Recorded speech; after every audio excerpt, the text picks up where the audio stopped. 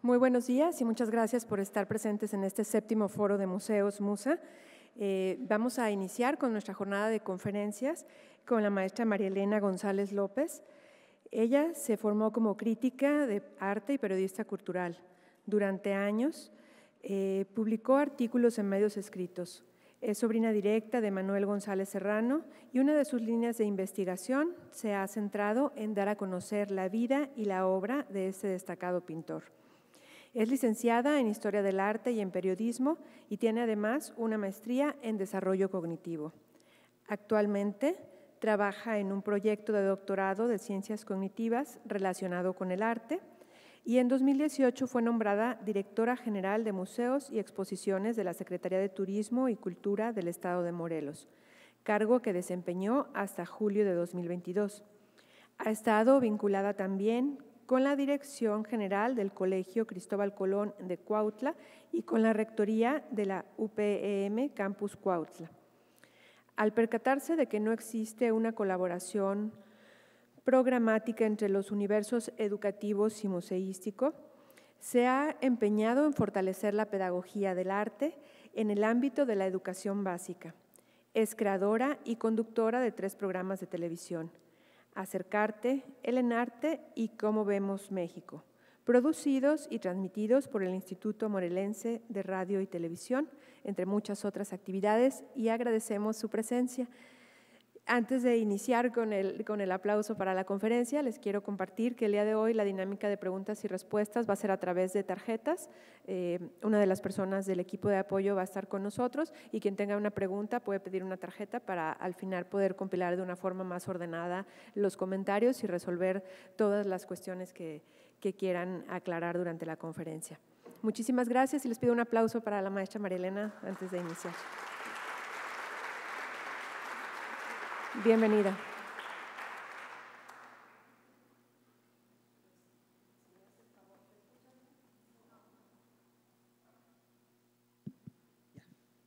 Ya está prendido. Si me hacen favor de comenzar con la diapositiva número 1 y mientras la ponen aprovecho para saludarlos a todos ustedes, desearles muy buen día, pedirles que estemos relajados, que nos dispongamos a disfrutar de parte del bienestar que se genera en los museos, que es la creación de comunidad. Estamos todos unidos precisamente en este hermoso lugar para oír propuestas con una coincidencia de puntos de vista que tiene que ver con la nueva museología, con la museología crítica, pero también con las ciencias cognitivas y con la nueva definición de museo del Consejo Internacional de Museos. En 1945, Orozco, en sus memorias, recuerda su estancia en Nueva York. Y en su estancia en Nueva York se maravillaba de que tanta gente fuera a los museos, de que se coincidiera en que los museos eran espacios ya, fíjense qué adelantado, ¿no? Todavía no se decía esto desde las ciencias cognitivas, pero ya Orozco en sus memorias, escritas tiempo después de las cartas que le manda a Margarita, su esposa, y otras cartas que escribe, maravillándose por qué en México no sucedía esto con los museos y sí en Nueva York. Ya había un interés de pensar en la comunidad, de pensar no solamente en el cuidado del patrimonio, no solamente en los museos como resguardadores de objetos, sino en el público, en el usuario hoy de museos. Entonces, como yo soy apasionada de los museos desde que soy niña, yo lo que quiero hacer es compartir con ustedes cómo he ido transformando esta visión, esta pasión personal en conceptos académicos. Y hace rato se mencionó el concepto de transdisciplina. Y resulta que desde la academia la transdisciplina tiene que ser muy importante. Hoy estamos obligados a pensar en los problemas. En una sociedad que presenta muchos problemas complejos, no podemos resolver si cada secretaría de gobierno piensa resolver a su manera y con su disciplina los problemas. Entonces, en la academia se usa la teoría de sistemas complejos adaptativos para pensar a los problemas y por eso felicito yo no solo la coincidencia de voluntades de la mesa que participó presentando este evento que tendremos ahora, sino de pensarlos en función de la transdisciplina, en qué problemas tenemos y qué en común desde todas las disciplinas se pueden aportar para resolver la problemática social. Muchas gracias, Gustavo Padilla, por introducir el tema. Bueno, la siguiente diapositiva nos muestra la ruta que seguiremos más o menos. Trataré de no detenerme mucho porque tengo cierto tiempo con el cual cumplir y además me apasiona mucho y puede que tengan que apurarme un poquito después, no quiero llegar a ese punto. La siguiente. Los antecedentes. Hace un año presentamos aquí en el MUSA la exposición Manuel González Serrano, Yo he sufrido más que Cristo. Y entonces empezamos a aplicar una serie de instrumentos de evaluación del bienestar. Lo que hacía yo cada vez que venía, yo vivo en Cuernavaca, dábamos prácticas de mediación de la exposición y entonces una de las cosas que comprobamos a través de la aplicación de instrumentos, existen muchos instrumentos para medir el bienestar, más adelante entraré en esta parte teórica, pero lo que sí está comprobado a través de estos instrumentos, que habrá oportunidad de que se los presentemos a muy puntualmente, muy detalladamente, lo que sí comprobamos a través de la correlación de esta aplicación es que cuando hacíamos prácticas de mediación, que ustedes saben perfectamente como profesionales que no son visitas guiadas, sino que lo que hace uno en una práctica de mediación es que la gente sea la que hable y que participe y que diga lo que está viendo y lo que está sintiendo. Ahí comienza el bienestar, no solo hedónico, porque le está gustando, sino el bienestar de florecimiento humano, de autorrealización a través de un proceso que se llama metacognición, porque la gente va viendo que está aprendiendo y que está contestando bien y ese es el primer bienestar. Entraré en esto más adelante.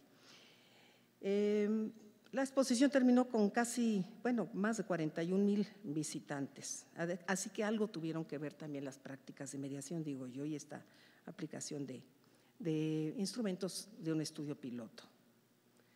La que sigue son los instrumentos que aplicamos, la evaluación hecha por un programa de computadora de los instrumentos que aplicamos. Y la que sigue es la hipótesis. Yo parto de la hipótesis en mi estudio de investigación de doctorado de que los museos generan bienestar. La experiencia de visita a museos genera bienestar, pero desde un punto de vista multi-enfoque del bienestar. Y esto es a nivel individual y a nivel comunitario, que además tiene impacto societal, por supuesto, y global.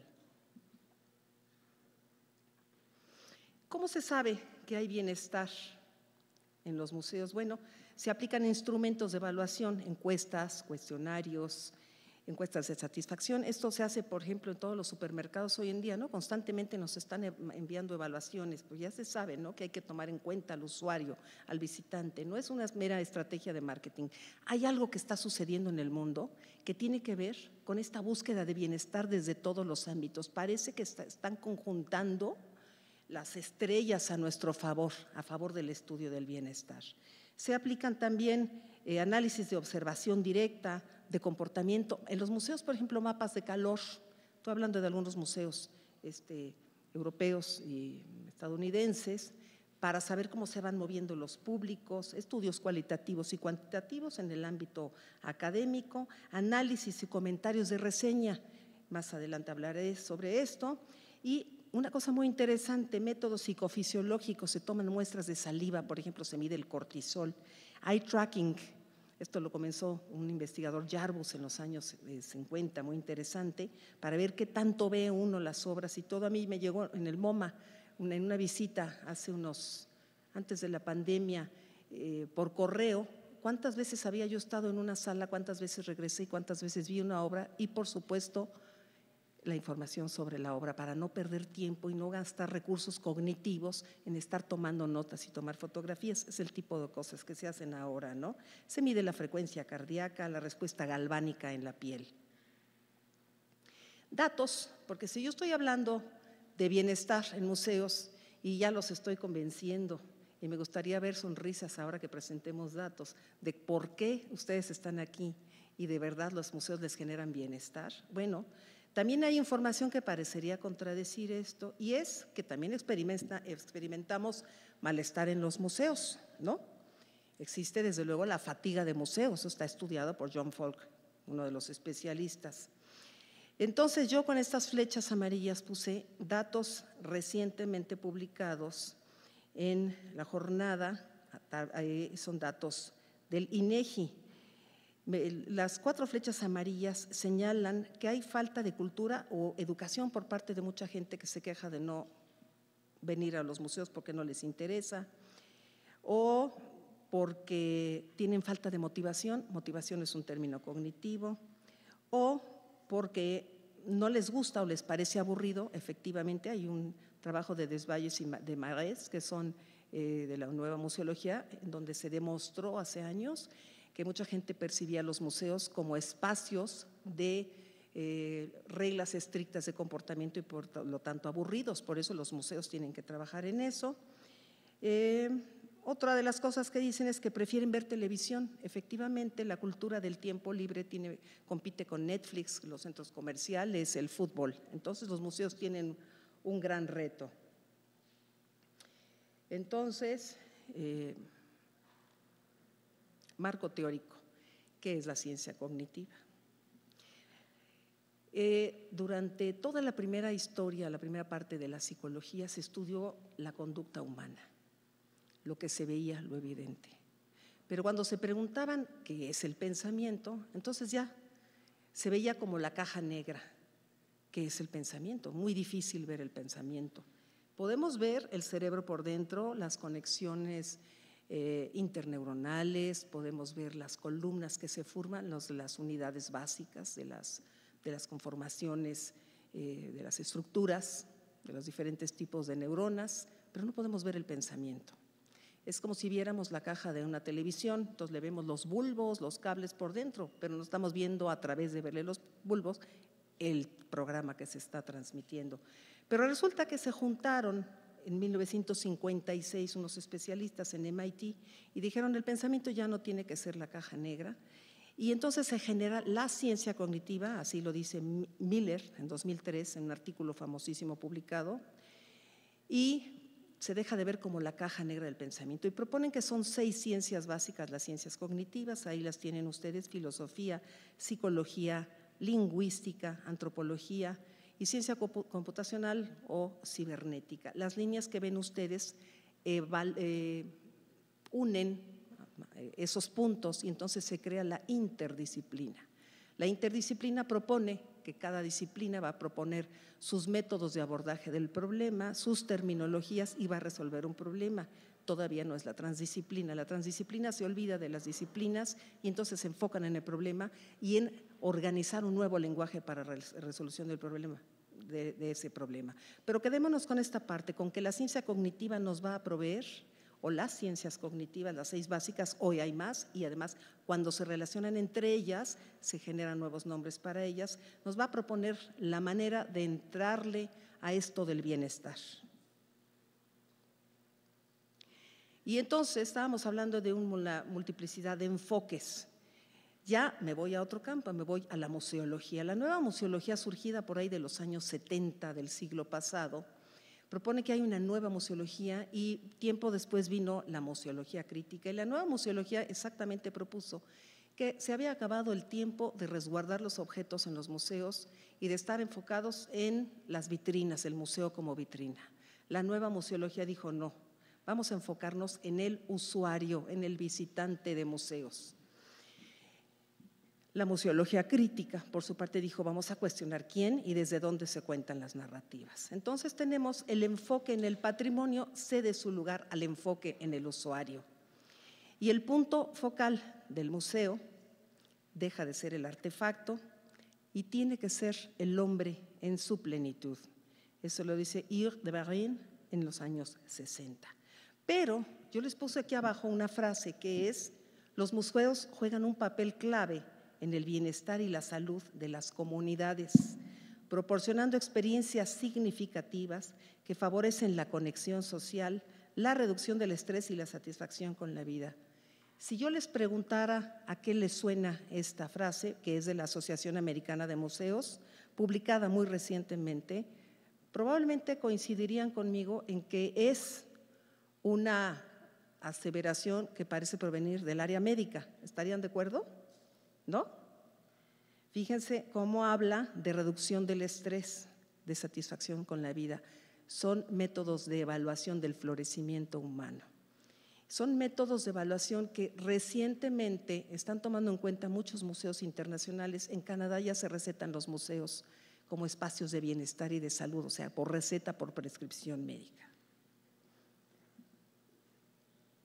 Entonces, ¿qué sigue? Pues sigue que el ICOM, el Consejo Internacional de Museos, que es la asociación más grande de museos del mundo, tuvo que proveernos con una nueva definición de museos, después de juntarse muchísimos comités, cientos de comités, y estar reunidos. En la página del ICOM está cómo se formó aquella nueva definición de museo, y nos dan una definición que a veces yo oigo entre profesionales de museos que la han criticado, a otros nos parece muy bien. A mí me cayó como anillo al dedo. Quiero que se fijen en las palabras que están subrayadas, los subrayados son míos, porque algo tiene que ver el hecho de que hoy en día hay 95 museos, estas son cifras de la UNESCO, puede que no sean exactas, porque pues estos términos varían, pero más o menos hay 95,000 museos en el mundo, de los cuales 20,000 museos en 117 países están agrupados por el ICOM. Y el ICOM ha empezado a evaluar el bienestar. Otras organizaciones en el país miden el bienestar, pero miden el bienestar material. Por ejemplo, la CONAPRED mide el bienestar, la CONAPO, se basan en cifras demográficas. El programa de las Naciones Unidas ya incluye términos que tienen que ver con el florecimiento humano, con el índice de desarrollo humano más específicamente, ese es el programa de las Naciones Unidas, la OCDE, que mide satisfacción con la vida, y se preguntan por una vida mejor. Vayamos guardando todos esos términos. Y entonces el ICOM pues se ve forzado y dice: un museo es una institución sin ánimo de lucro, permanente y al servicio de la sociedad, que investiga, colecciona, conserva, interpreta y exhibe el patrimonio material e inmaterial. Hasta ahí podríamos decir que estamos hablando de la nueva museología y de la museología en general. Pero luego dice: abiertos al público, accesibles e inclusivos, los museos fomentan la diversidad, término cognitivo, la sostenibilidad, término de los Objetivos de Desarrollo Sostenible de la UNESCO, pero dice, con la participación de las comunidades, es nuestro tema de hoy en el MUSA, los museos operan y comunican ética y profesionalmente, ofreciendo experiencias variadas para la educación, término cognitivo, el disfrute, término cognitivo, la reflexión, término cognitivo, y el intercambio de conocimientos, término cognitivo. De manera que cuando yo empecé a traducir en una investigación académica esta definición de museo, bueno, me cayó como anillo al dedo y dije, tengo muchísimo de dónde agarrarme para demostrar cómo el cerebro, el cuerpo, la cognición situada nos generan bienestar. ¿Y cómo lo empecé a hacer? Bueno, primero me acerqué a los perfilados de visitantes, existen varios perfilados de visitantes. El de John Falk es uno de los especialistas en evaluación del bienestar en el mundo de los museos. Y entonces propone que existen varios tipos. Primero están los exploradores. Los exploradores van al museo a satisfacer su curiosidad, aprenden sin un plan fijo. Los facilitadores acompañan y guían. ¿Quiénes son los facilitadores en los museos? Pues los guías de los museos, los maestros que traen a los niños a los museos, los papás que llevamos a los niños a los museos. Nos comprometimos un poquito más con la información del museo para poder transmitir información a quienes estamos guiando. ¿Quiénes tendrían que ser facilitadores? Los maestros de las escuelas. Nuestro grave problema en este país es que no hay un trabajo vinculante. Cultura estuvo sectorizada muchísimos años, cultura a la SEP, hasta que Tobar de Teresa genera la Secretaría de, bueno, primero el CONACULTA y luego la Secretaría de Cultura, pero sigue sin haber un trabajo plenamente vinculante entre el sector educativo formal, que son las escuelas, y el sector educativo no formal, no dije informal, dije no formal, que es el propio de los museos. Ahí es donde hay que insistir y en formar mejores facilitadores, sobre todo con la nueva escuela mexicana, que además obliga a los profesores de secundaria a evaluar la educación estética, y ese es otro tema en el que no me meto porque podríamos estar también hablando muchísimo, pero a lo que quiero llegar es al bienestar. Bueno, ¿qué otro perfil de visitantes tenemos? Los profesionales de museos. Ustedes son profesionales de museos. Buscan estudios profundos, buscan el dato académico. Su bienestar con mucho está dado porque comprueban que saben lo que saben a través de un proceso que se llama metacognición. Y se basan en sus estudios académicos y vienen a buscar el dato específico o a ver en qué se equivocó el curador o a ver cómo está montada la exposición. Es un tipo de bienestar diferente del bienestar hedónico, del cual hablaré en un momento. Y también están los recargadores, quienes vienen a los museos buscando un espacio de calma, les atrae la atmósfera, no tanto el contenido. Sobre todo hoy, pues con tanto asalto, con tanta inseguridad, venir a pasar el día al museo, ya nada más porque sabemos que aquí vamos a estar seguros y vamos a venir al restaurante y a la tienda, eso es otro tipo de visitante de museos. Pero tenemos otro perfilado, el del Liceo Verón, que se usa mucho en México. Y entonces se habla de que están los visitantes hormiga, esos que realizan un recorrido minucioso. Este perfilado lo usa Silvio Zavala mucho. Realizan un recorrido minucioso y detallado por todas las salas del museo. Los visitantes chapulín, que brincan de una sala a otra de manera no lineal. Los visitantes pez, seguramente han visto muchos, ¿no? Entran por una puerta de la sala y se salen rápidamente así por la otra. Eso sucede mucho en los museos como el Louvre, ¿no? Se atragantan 3,000 años de historia, así como en 10 minutos. Y los visitantes mariposa, que se detienen de forma intermitente en diferentes puntos, pero sí disfrutan de manera selectiva de las exposiciones. Tomando en cuenta este perfilado de visitantes de museo, ¿cómo podemos entonces articular la noción de bienestar y más adelante la noción de comunidades? Pues yo la definición operativa que empleo es la de mi director de tesis, el doctor Jorge Oseguera Gamba, reconocido especialista en estudios del bienestar en México.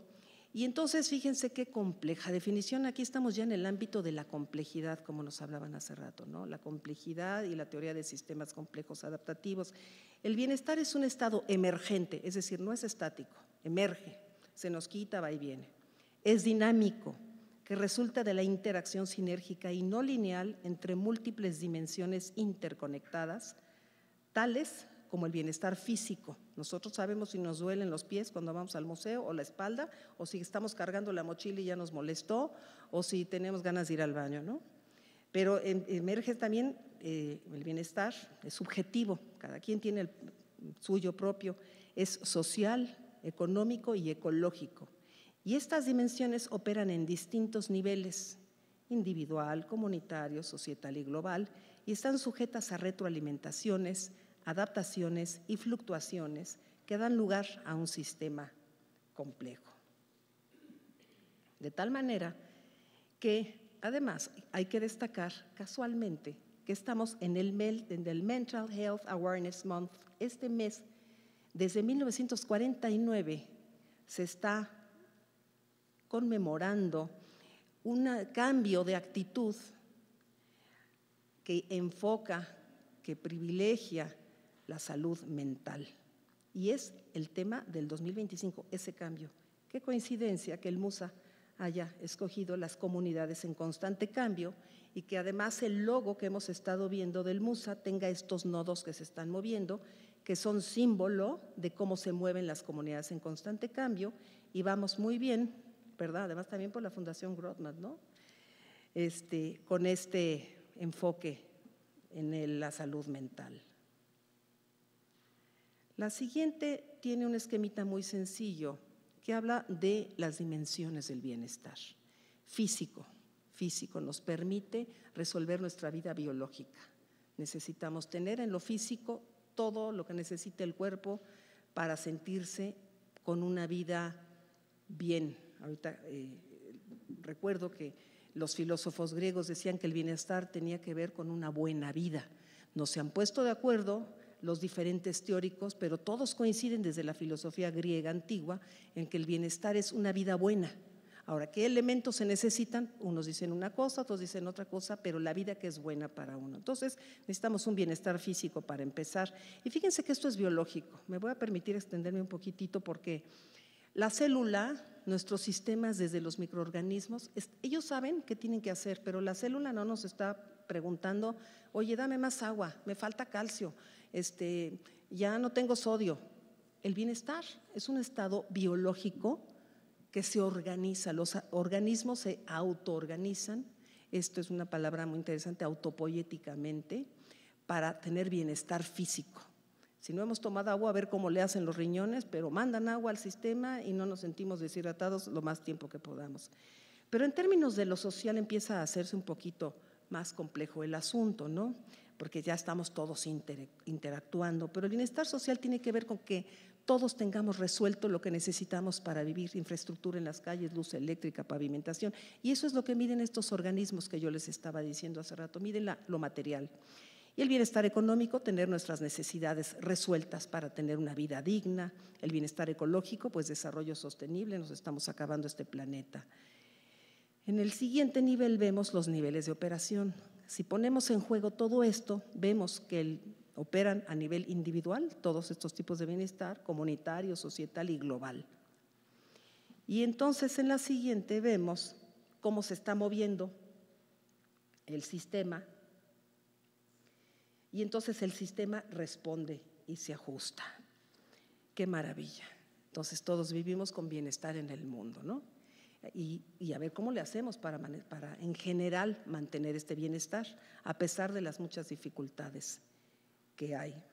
Y vamos a ver dos de las teorías, de las varias teorías que hay sobre bienestar. El hedonismo, por ejemplo, propuesto desde el siglo IV a.C. por Aristipo y Epicuro, entre otros. Los epicureístas decían que el bienestar tenía que ver con la satisfacción de nuestros sentidos. ¿Y a poco no en los museos huele bonito? Vemos cosas bonitas, los museógrafos se aplican en colgar las exposiciones muy bien, en que nuestros estímulos estén bien resueltos, y ese es uno de los tipos de bienestar que recibimos primero en los museos, el hedónico. Pero también está la teoría de satisfacción de los deseos, y entonces Platón y otros dijeron, no, la verdad es que el bienestar está en cómo satisfacemos los deseos personales de cada uno. Pues sí, pero yo puedo tener deseos de matar al vecino o de fumar muchos cigarros o de comer cosas que no son buenas para mi organismo. Y entonces hay que hacer el énfasis en que ellos decían, no, es la satisfacción de los deseos, pero de los deseos simples, de los deseos que generan una vida saludable, una buena vida. Entonces ahí está el punto fino de esta teoría. Y luego se preguntaron, ya en un avance más contemporáneo de estas dos teorías, hubo un señor que se llamó Robert Nozick y dijo, a ver, si metiéramos a la gente en una caja en donde todos pudieran cumplir sus deseos y satisfacer sus sentidos, pues Robert Nozick, del mundo de las ciencias cognitivas, demostró que no, que la mayoría de la gente no preferiría estar en esa máquina. La mayoría de la gente prefiere enfrentarse a los retos, ser autosuficiente, autorrealizarse, resolver las cosas de ellos y de su familia. Es decir, no somos tan egoístas como pensamos. Y otras conceptualizaciones hablarían de bienestar subjetivo. Este se evalúa a través de varios instrumentos, como bien lo dice la palabra, es subjetivo. Y el Manual del Bienestar de Ed Diener lo define como la evaluación que una persona hace de su propia vida en términos de satisfacción y afecto. Hay nueva palabra, los afectos positivos. El bienestar eudemónico, este viene de Aristóteles. Fíjense cómo el bienestar son conceptos que vienen desde la Grecia antigua, son conceptos filosóficos. Lo que pasa es que hoy en día está tan manoseado el término bienestar que a veces hasta nos da miedo. A mí me pasa que digo, yo estoy estudiando bienestar y me dicen, tienes que ver con ciertas posiciones políticas. No, nada que ver. Yo hablo de términos cognitivos y hablo de términos filosóficos Y claro, se ha manoseado el término, pero entonces la manera de revertir este manoseo político o también la psicología positiva que propuso Seligman se ha hecho muy light. Entonces, no se trata de irnos a lo light, sino a lo profundo del término. Y el bienestar eudemónico tiene que ver con el ejercicio de las virtudes. Eso nos da mucho, saber que nos levantamos temprano para hacer ejercicio, que ya nos bañamos, que estudiamos lo que teníamos que estudiar a pesar de que nos da flojera, eso es bienestar eudemónico o eudaimónico. Y luego Carol Riff propone otra definición que tiene que ver con el bienestar psicológico, que se usa mucho, bueno, por supuesto en psicología, y tiene que ver con la autorrealización. Seguramente han oído hablar de Maslow y las necesidades de Maslow, y en la pirámide de Maslow hasta arriba está esto de la autorrealización, es decir, no necesitamos satisfacer nada más lo básico y la alimentación y tener casa donde vivir y todas estas cuestiones materiales, sino el bienestar psicológico tiene que ver con la comunión con los demás, dice Carol Riff. Tenemos en el siguiente un modelo de visitante de museo. Podríamos pensar que está atendiendo, es claro que está atendiendo una pieza, consultando información con sus audífonos, oyendo información por los teléfonos celulares que en los museos ya nos permiten oír esta información. Nos ahorran un poquito de energía cognitiva el hecho de no estar teniendo que copiar cédulas, fotografiar y eso, que es nefasta práctica de maestros de escuela que ponen a los pobres niños a hacer reportes de exposiciones y a copiar cedulitas y eso, porque cuando llegan al enfrentamiento estético ya la verdad se cansaron. Hay que irse directamente a la obra y no estar. Y ya cuando uno llega a la casa a investigar más sobre el chismito o la vida del artista, ¿no? ¿Qué está haciendo mal esta muchacha? Bueno, trae una mochila, una bolsa cargada en la espalda, ¿no? Eso la cansaría en el museo. Pero en general vamos a ver ahora cómo se conecta este tipo de visitantes interesados en la obra y cómo son sus procesos cognitivos. En la comunidad, porque la que sigue estamos viendo una interacción de visitantes de museos, hay parejas viendo la obra, hay un señor que va caminando solo, hay gente arriba que va con más rapidez dirigiéndose a alguna sala como si fueran visitantes probablemente mariposa, y hay una pareja abajo que está discutiendo algo, está planeando. Planear es una de las facultades ejecutivas del cerebro. Fíjense cómo todos estos procesos cognitivos están en juego mientras uno va a los museos. Acciones de museos para generar sorpresa.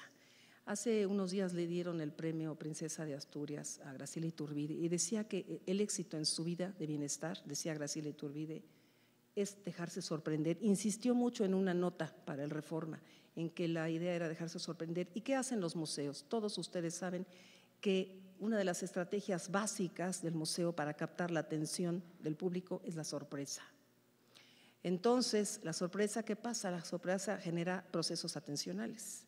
Están en las facultades ejecutivas aquí enfrente del cerebro, ahorita lo vamos a ver en el cerebro, y de las facultades ejecutivas y los procesos atencionales surge la memoria y el aprendizaje. Por eso la sorpresa es muy importante. Si podemos ponerle play al videíto de la derecha, son unos cuantos segundos.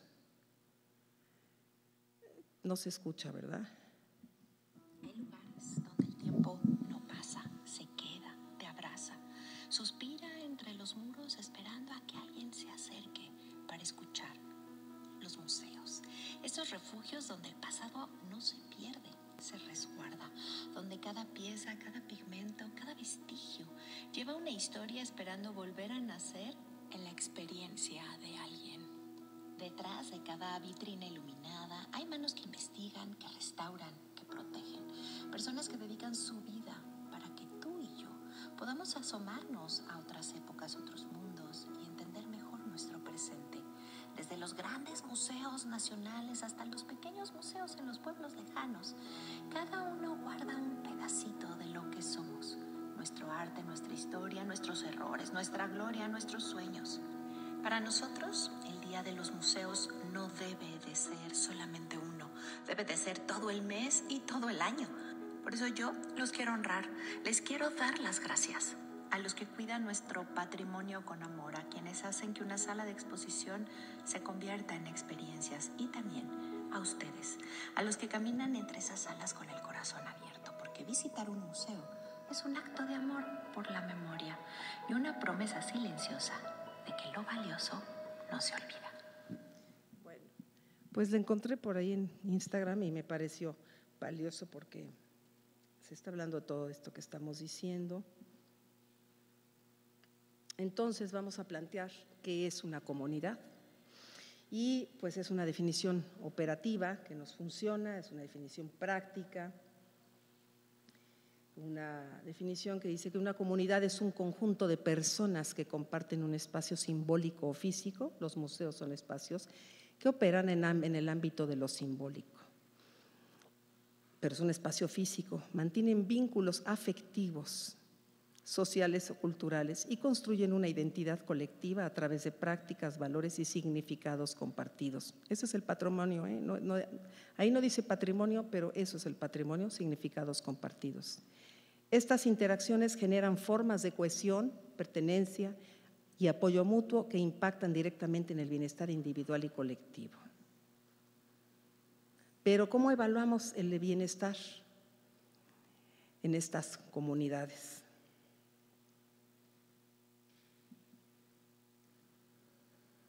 Pues como dice José Luis Ollas Díez en uno de los artículos que yo leí, dice: la felicidad no es tener un museo, la felicidad es formar parte del mismo. Eso es a lo que tienden, esa es tu chamba ahora, y estoy segura, querido Moy, que la vas a cumplir porque eres súper sensible y apasionado de los museos. Bueno, esta diapositiva que estamos viendo habla de la minería de datos, que los jóvenes que están aquí involucrados con estas cosas del Instagram y todo eso, están obligados a hacer, y en el MUSA se hace minería de datos. Escuchan o leen las reseñas que se publican en redes. Está Sandra muy pendiente, hace un trabajo excelente, y evalúan la calidad de las exposiciones, qué dice la gente, la accesibilidad, el ambiente, la atención del personal, que tienen mucho cuidado en el MUSA, los recursos educativos que se emplean. Y eso es minería de datos, porque estos detalles influyen en el bienestar del visitante. Chamba muy importante, mucho más allá que la museografía. Y, por supuesto, evalúan su deseo de regresar y recomiendan al museo. Y entonces ya llegamos, en la que sigue, al mapa maravilloso del cerebro. Le vamos a ir haciendo una ampliación, comenzando por decir que Semir Zeki es el padre de la neuroestética, una rama, hablando de interdisciplina, muy reciente de las ciencias cognitivas. Se encargan de las bases neurobiológicas de abordar el bienestar en los museos, las bases neurobiológicas de la percepción. Y entonces, si le hacemos una ampliación al área derecha del cerebro, ahí están las partes de la visión. Resulta que nosotros vemos por los ojos, pero procesamos acá atrás, cerca del cerebelo, la información visual, y resulta que hay áreas específicas, de eso están encargados Zeki y Kawabata, por ejemplo, en ver que nosotros vemos, pero hay partes específicas del procesamiento que ven la inclinación de los objetos, otras áreas ven los colores de los objetos, otras ven, distinguen rostros, por ejemplo, otras distinguen las emociones. Ahí está el procesamiento, ¿verdad?, facial. Y, por ejemplo, la incomodidad, arriba dice nudity processing, ¿no?, un área que se encarga de ver cómo procesamos también la desnudez en los museos. Eso es un factor que para mucha gente es motivo de malestar, ¿eh? Y esta información, ahora nos vamos a la corteza prefrontal, del otro lado del cerebro. Fíjense cómo todos estos cables conectan la información visual, pasando por las emociones. Ahí abajo a la derecha ven que dice emotions, no, ya te la pasaste arriba. Dice emotion, donde dice rewards y pleasure, hay una como pila, ¿la ven? Ahí, en esa parte central está, son en la zona subcortical, y ahí están las emociones con una… ahora se ha puesto muy de moda hablar de la amígdala se nos enciende cuando tenemos miedo y nos hace correr, nos hace paralizarlos o nos hace atacar. Pero está la zona de recompensa, está la zona del placer. Comenzó llamándose el circuito de Papez hace muchos años, ya no es el circuito de Papez, ahora se habla de la zona de recompensa y resulta que el arte incide directamente ahí, pero pasa por la corteza prefrontal, que es la zona más evolutiva que se nos formó como especie, y en la corteza prefrontal tenemos habilidades de toma de decisiones, de análisis de información, de comparación de información, autorregulación de la conducta, establecimiento de orden de cosas que hacer, pensamiento crítico y planeación. Todo eso pasa en nuestra corteza prefrontal y todo eso tiene que ver con la manera en la que procesamos las obras de arte en los museos. Entonces me parece muy importante que aunque sea un poquito podamos ver esto. Desde luego hay cognitólogos que se especializan en cada una de estas funciones, pero más o menos así funciona. Y esto se está estudiando desde hace unos 30 años con Semir Zeki y otros como Kawabata. Hay un montón, hay cientos de artículos, cientos de artículos sobre este tipo de estudios y vinculados al bienestar también. Desafortunadamente no tanto en México, aunque tenemos una excepción. La siguiente diapositiva nos presenta la semana pasada un artículo que salió en La Jornada, que me pareció muy interesante y que habla sobre cómo las estructuras cerebrales se activan cuando se observa y evalúa una obra de arte. Este estudio se está haciendo en la UNAM, en México, y es Francisco Fernández de Miguel, del Instituto de Fisiología Celular de la UNAM, quien está estudiando murales prehispánicos de Cacaxtla, Tlaxcala y del barrio de Tetitla, en la zona arqueológica de Teotihuacán. Y entonces él dice, o sea, corrobora lo que ya se ha dicho, la experiencia estética no solo estimula la vista, involucra zonas profundas del cerebro relacionadas con el placer, la memoria visual, la empatía, fíjense cómo coinciden con la voluntad de la definición de ICOM y la voluntad de este encuentro. Bueno, además de la empatía, dice este artículo, y la toma de decisiones racionales, explicó este neurocientífico de la UNAM. Y a través de técnicas como la encefalografía, su equipo explora qué zonas del cerebro se activan cuando los participantes observan estas obras en México. Así que yo celebro que la UNAM esté haciendo esta investigación y nos estemos poniendo al día en México. Cognición y arte. Quiero recomendarles un libro. Probablemente, a ver, levanten la mano quien ya leyó este libro, que se llama Your Brain on Art. Ha roto esquemas de ventas en el New York Times, muy publicitado, Your Brain on Art. ¿Alguien ya lo leyó?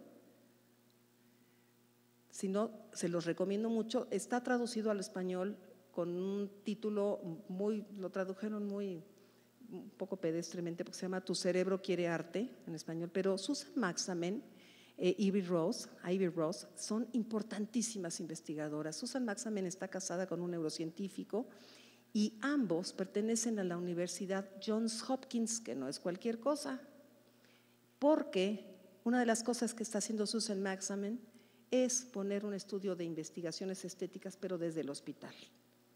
Entonces se están relacionando e investigando todas estas cosas, pero en un hospital, y me parece súper alentador que en un hospital se estén tomando en serio en Nueva York los procesos estéticos como procesos de curación.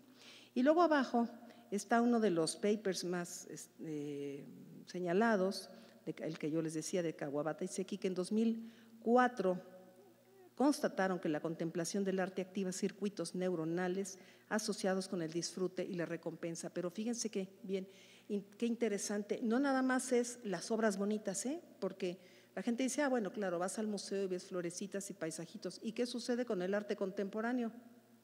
Pues el arte contemporáneo tiene contenidos y representaciones a veces violentas, o soportes como el cuerpo, recuerden las obras de Ana Mendieta, o performances en donde hay violencia, lastimaduras, o representaciones en las artes plásticas y visuales donde no es aparentemente grato o agradable el contenido, y sin embargo el cerebro es tan inteligente que hasta estas obras pasan por el circuito de recompensa a través de una cosa muy interesante. El cerebro entiende que vamos a aprender. El cerebro entiende que vamos a salir del museo después de ver este tipo de obras que nos conmueven, con una experiencia de aprendizaje, de sorpresa, de curiosidad por ir a ver más sobre estos artistas y más allá de eso, de crecimiento y de florecimiento humano. Porque ¿qué generamos? Generamos empatía a través de estas obras. Estoy pensando, por ejemplo, en lo que hacen Lorena Wolfer y Mónica Mayer, ¿no? Con estas conmociones que hacen en los museos a través de los contenidos feministas, que no son para agradar, son precisamente para generar conciencia. Bueno, pues estos, dice este paper de Kawabata y Seki, generan también, pasan por la zona de recompensa y generan bienestar. Y tenemos que pasar a qué es la cognición 4E, cómo sucede esto. En el Centro de Investigación en Ciencias Cognitivas, donde yo paso gran parte del día, tenemos esta especie de ley, esta especie de aseveración, le llamamos la cognición, el paradigma 4E. Y entonces, pues mucha gente piensa que la cognición se da en el cerebro, pero nadie de nosotros estamos solitos en nuestro cerebro pensando allá adentro solitos. Estamos relacionados con el mundo, de tal manera que la cognición es extendida, encarnada, enactiva y embebida, por eso se llama 4E. ¿Y qué quiere decir? Encarnada. Nos llega, embodied mind, le llaman en Estados Unidos, el título está un poco feito en español. Encarnada porque nos llegan los estímulos a través de los sentidos, todos nuestros sentidos trabajando, incluso el de propiocepción y el de intracepción. No solamente nuestros 5 sentidos nos están diciendo qué estamos viendo en un museo, nos lo dice nuestro cuerpo por dentro. Si ya sentimos una emoción, porque recordemos que las emociones son biológicas, ya sentimos una patada en el estómago o ya nos ganas de llorar, tenemos un correlato biológico. Eso es cognición encarnada. Pero también extendida. Hoy en día confiamos en la memoria de nuestro celular. ¿Para qué nos aprendemos los teléfonos o la dirección de dónde vamos o la ruta? Porque ya sabemos que nuestro teléfono nos va a resolver eso. Entonces la memoria es, esto lo dice Roger Bartra, dice que la cognición, tenemos un exocerebro. El exocerebro son nuestros iPads, nuestros teléfonos ahora, un cerebro extendido. Y la cognición es enactiva. Cuando estamos enactuando, es una sola palabra con el mundo. En función de lo que estemos haciendo en un museo, ya traducido a esto, nuestra cognición va a ser, en función de qué exposición estemos viendo, nuestra cognición va a responder con afectos positivos o negativos, con bienestar o con malestar. Y la cognición es embebida, son los sentidos interactuando entre ellos. Sobre cada una de estas 4E hay especialistas y libros y se especializan en una sola de las Es, y además hoy en día ya hay otras S. ¿Qué hallazgos científicos he encontrado hasta el momento en esta investigación? Bueno, pues he encontrado tantos y tantos. Si uno pone en la computadora bienestar y museos, ¿cuántos artículos más o menos creen que salen? ¿Un numerito? Más de 90,000. Más de 90,000. Imposible leer más de 90,000 artículos. Y esto está entre literatura gris, que llamamos literatura gris a los que son de pura divulgación, o literatura científica. Lo que yo estoy haciendo es analizar literatura científica publicada en artículos científicos revisados por pares. Y entonces, por supuesto, me está llevando mucho tiempo y estoy dividiendo los impactos en la salud, los impactos físicos, los impactos psicológicos, los impactos sociales del bienestar. Este artículo está publicado en la revista EVE Museografía, un blog especializado en museos que muchos de ustedes han de consultar frecuentemente. Y ahí junta varios de los artículos que ya demostraron la relación entre las artes, su conexión con las humanidades y el florecimiento humano, clarificando la naturaleza de esta asociación. Y ahí está citado el artículo, ¿no? Crown et al. 2021. Y esa base de encuestas, ¿no? Pueden consultar el artículo y los lleva a los diferentes artículos. Luego vamos a ver en museos y salud. Por ejemplo, se hizo este estudio, Art Museums and Older Adults, the Impact of Cognitive Functions and Quality of Life.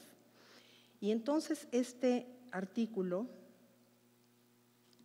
fueron 2.713 adultos mayores de origen chino de 60 años o más que participaron en el estudio de la población de ancianos chinos en el área metropolitana de Chicago, en Estados Unidos, y se examinó la relación entre la asistencia a actividades artísticas y el cambio en la función cognitiva global en adultos mayores. Ya recordemos que esta población pues es importantísima porque van perdiendo cohesión social, ¿no?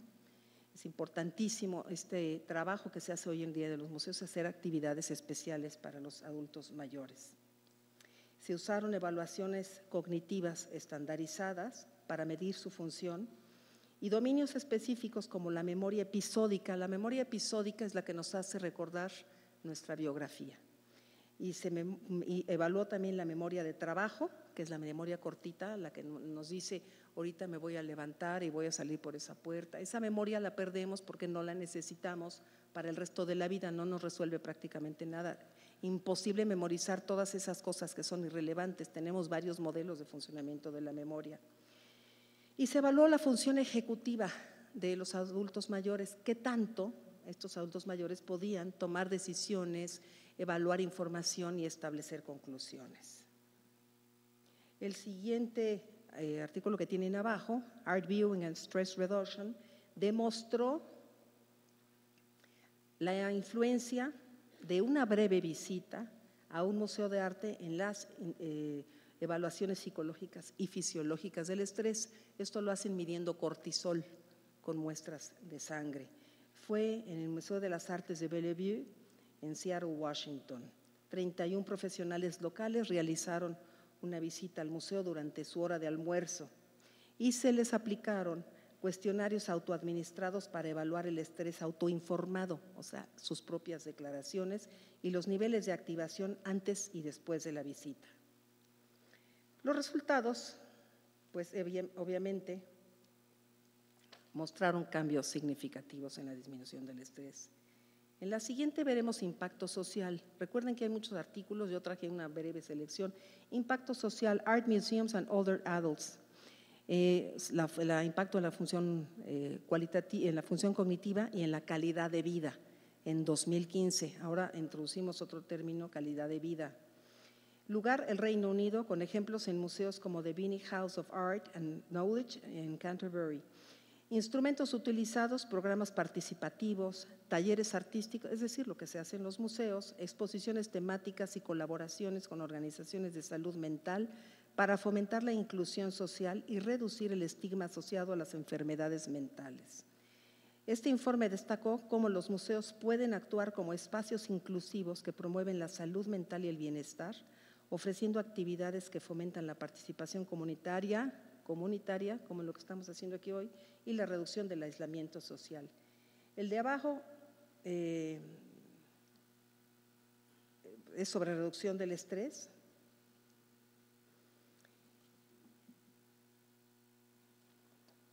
Y, bueno, en impacto social tenemos el que les acabo de comentar, la investigación que aborda sobre el papel de los museos de arte en la promoción de la inclusión social.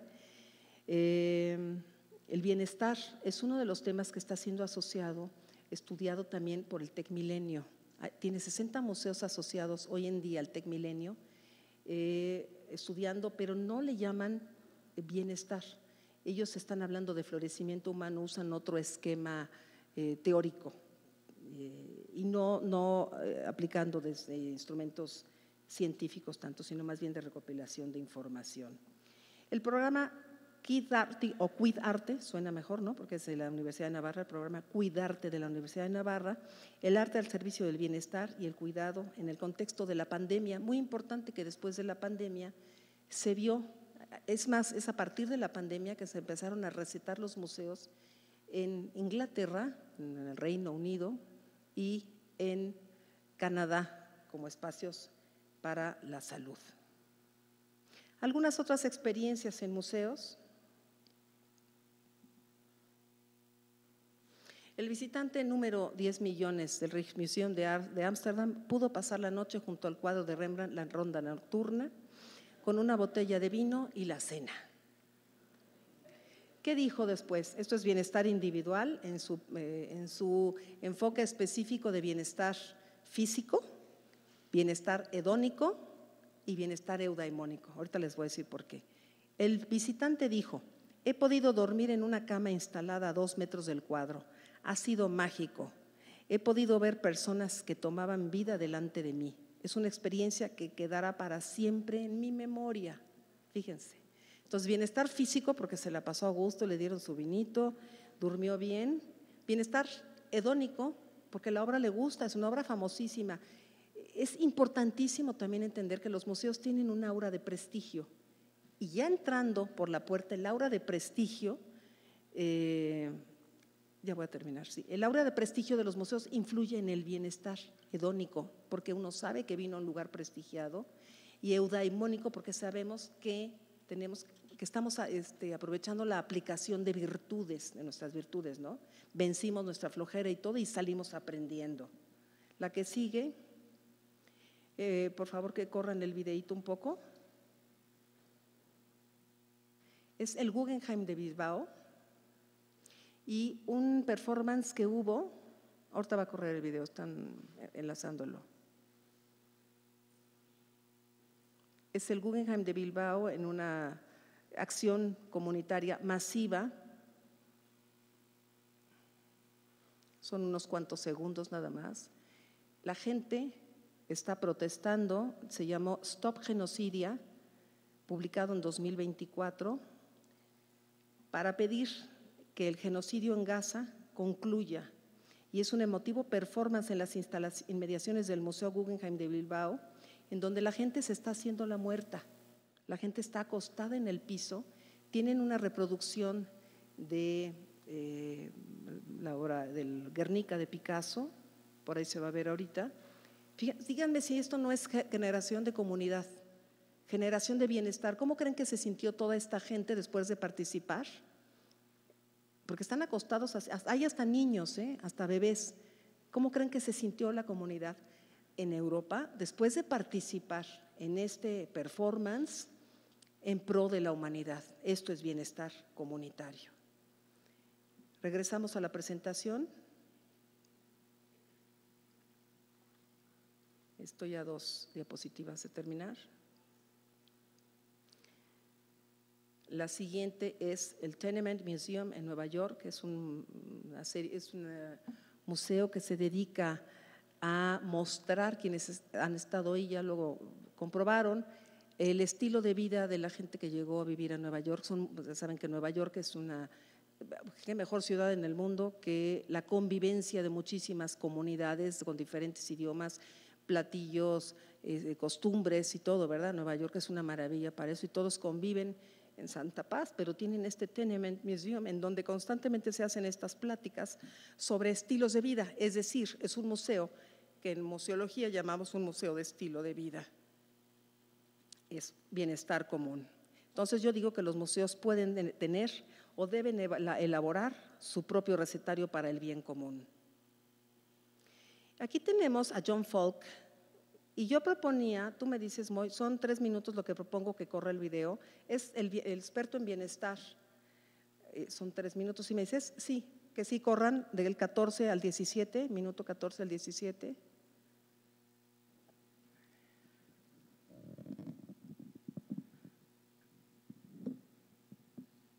Ahí.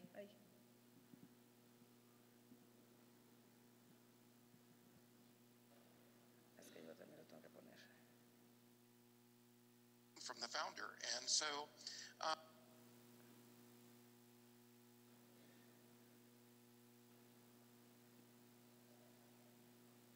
people go to museums, and particularly how they describe the value they derive from these experiences.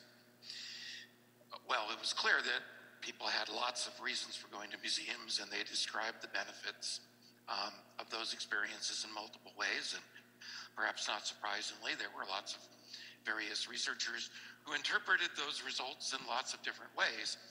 But ultimately, I felt that out of all these many reasons, all this data, it all led back to a single idea, the idea that at the most fundamental level, the reason people visit places like museum and the primary benefits they derive as a consequence of those experiences all had to do with the enhancement of their well-being. Of course, then I have to say what I mean by well-being, and I need to be clear that how I define well-being is not always the same. It's a little different than the way many people do today. And frankly, it's a little alarming, I find, that today the idea of well-being has become almost a pop psychology term and has become synonymous with happiness, wellness. And although those are definitely aspects of well-being, they aren't really well-being. Well-being, again, as I define it, is first and foremost a biological construct rather than merely a psychological idea. And again, unlike the way it's mostly described as this exclusively human phenomenon, and particularly this notion of well-being about self-actualization and attainment, is problematic because actually well-being is a basic quality of what it means to be alive, and not just to be alive as a human, but to be alive, whether you're a bacterium, an oak tree, a raccoon, or a person. In fact, I've gone so far as to say that the ability to perceive and act upon perceptions of well-being is what distinguishes living from non-living things. But at its core, well-being is about achieving balance. Being in balance feels good. Being out of balance feels bad. Vamos a parar aquí porque And we can intuitively perceive even.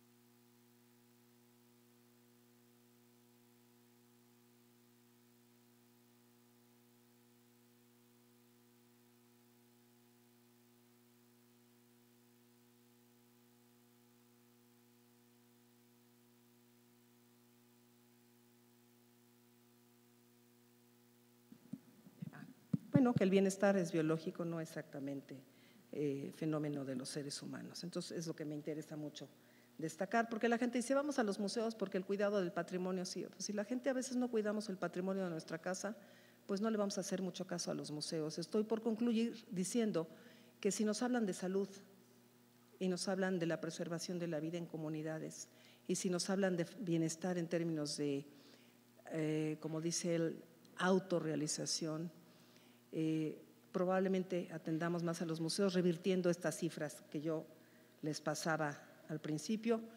Muchísimas gracias.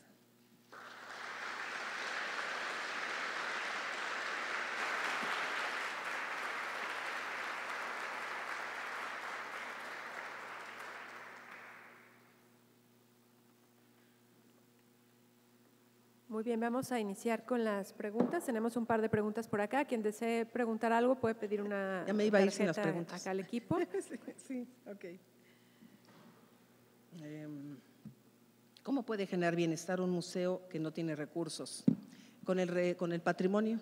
O sea, todo museo se diferencia de una galería en que algún acervo tiene, ¿no? Aunque hay hoy en día modelos de museos innovadores que no tienen acervo y que son como virtuales y eso, realmente el bienestar se produce cuando el director del museo, cuando el equipo del museo están enfocados en estas teorías del bienestar y el acervo que tengan, porque hay museos comunitarios. A mí me tocó, cuando fui directora de museos del estado de Morelos, dirigir un museo chiquito en Anecuilco, que es un museo zapatista, que el patrimonio venía de la propia comunidad. Entonces no era un patrimonio en términos de obras artísticas valiosísimos, pero la gente había llevado al Museo de Anecuilco sus molcajetes, sus metates, la máquina de coser de sus antepasados, sus cosas valiosas emocionalmente, simbólicamente valiosas.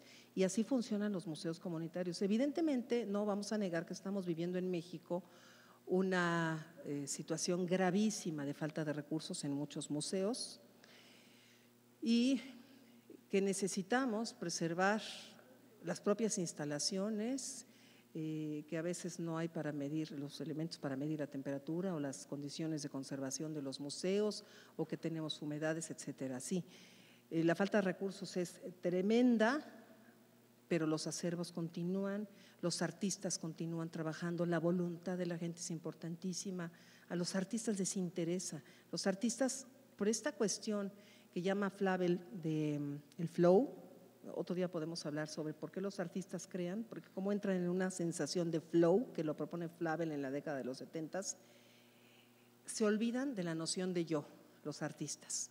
Se les olvida ir al baño, comer, se les olvida sus necesidades biológicas básicas y están creando.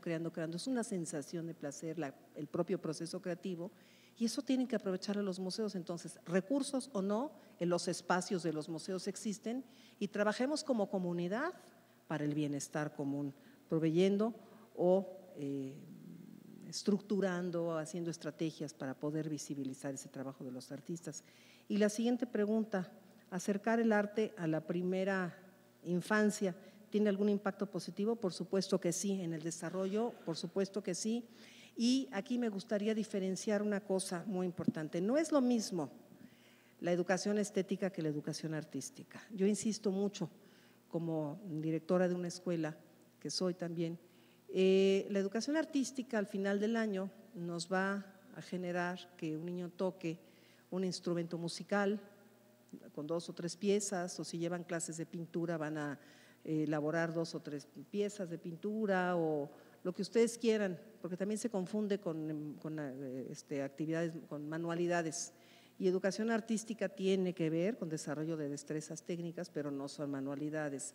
En lo que yo me enfoco es en la educación estética. La educación estética trabaja todas las dimensiones del ser humano, es de lo que estábamos hablando hace rato. La educación estética es en lo que tendría que insistir la Secretaría de Educación Pública, porque es la que nos va a generar la empatía con el otro. La educación estética tiene que ver con cómo yo voy a un museo y elimino un sesgo cognitivo, por ejemplo, un sesgo de confirmación. Si yo voy a un museo queriendo comprobar que lo que yo ya sé es la mera neta de la neta, pues no crecí mucho. Pero si yo voy a un museo y me encuentro con una obra de arte en donde me hablaron de inclusión y me hacen generar un proceso de conciencia de inclusión, digo, pues la verdad yo estaba equivocada y estoy eliminando una cosa que se llama sesgo de confirmación. Otro sesgo podría ser el sesgo de secuela.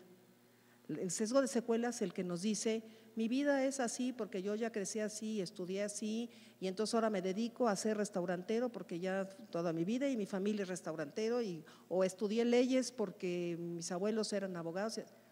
Eso se llama sesgo de secuela.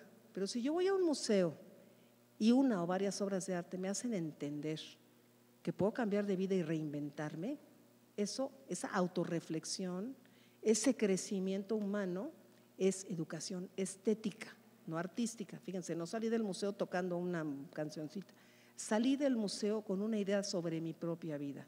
Esto es autorreflexión, esto es generación de recursos cognitivos, eliminación de sesgos, y eso es educación estética y eso es en lo que tenemos que insistir, sobre todo los niños, porque luego viene una cosa que se llama poda neuronal. Y si no insistimos mientras ellos están con toda esta gran cantidad de sinapsis en el cerebro, cuando es la primera infancia, luego viene una primera poda en la adolescencia, conexiones que no se usan, se borran, se cortan en los engramas. Entonces es importantísimo en los niños desarrollar la educación estética, insisto, no tanto artística, aunque la artística también reduce el estrés y tiene otros beneficios. Otra pregunta, ¿qué considera que hace falta para que los mexicanos se interesen más para visitar museos a diferencia de otros países donde tienen más cultura y interés por el arte? Pues cultura desde las escuelas, ¿no? En Estados Unidos vemos colas y colas en la calle para entrar a los museos, pero ¿qué hace aquí la SEP en México?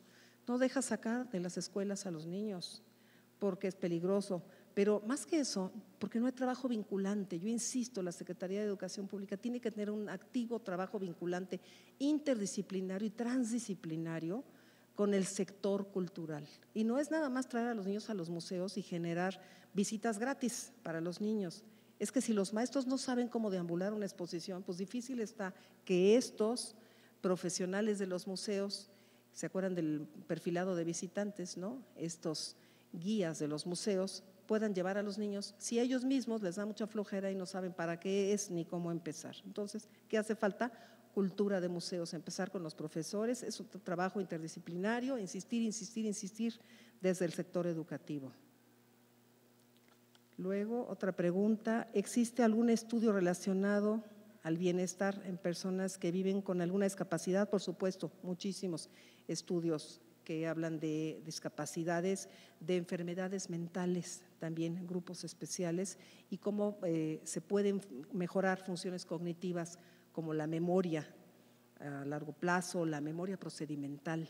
Es muy interesante, la gente que tiene Alzheimer, por ejemplo, pierde un tipo de memoria reciente, pero, por ejemplo, siguen pudiendo caminar o pudiendo llevarse el tenedor a la boca, y eso es memoria procedimental. Entonces, no todas las memorias se pierden con una discapacidad como el Alzheimer, ¿no?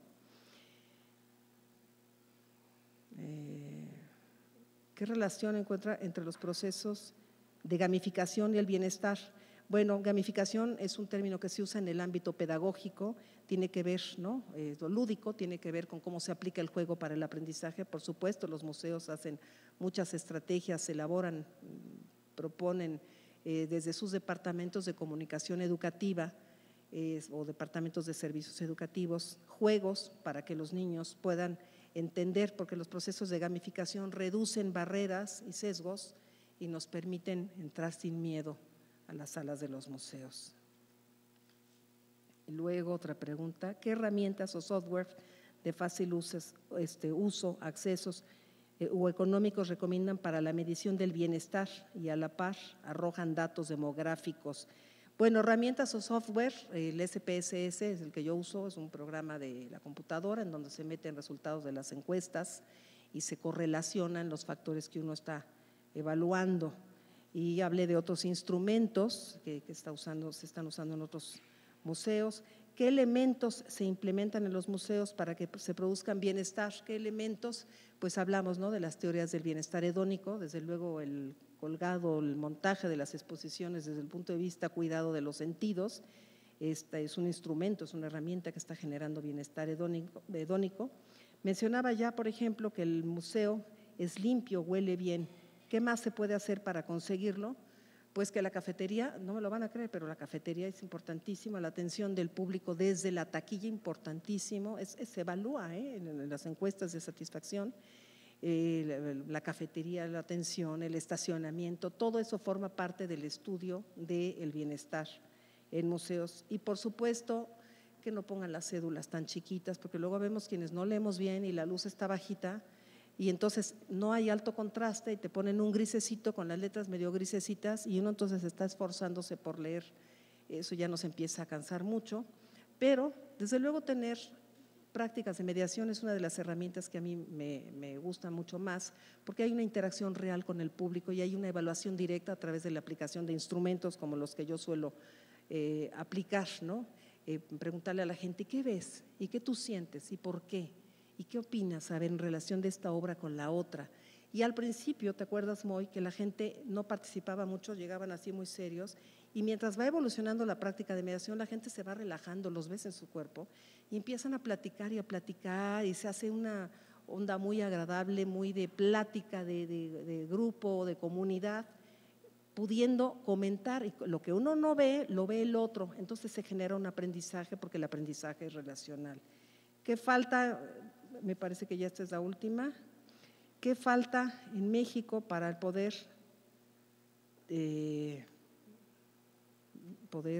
dice, donar o mover, o no sé qué, tener la aplicación de Nueva York? Pues recursos. Y pues tener más recursos, ¿verdad? Gestión desde los museos.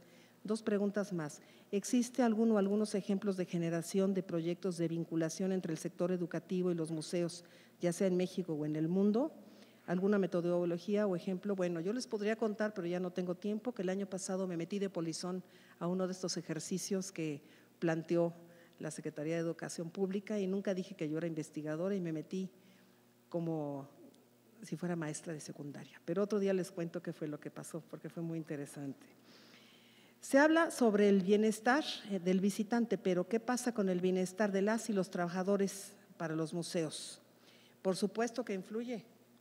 Los equipos de los museos son el corazón, el alma, los generadores del primer bienestar de museos a través de la muy buena atención y de la formación de equipos de trabajo consolidados. Muchas gracias.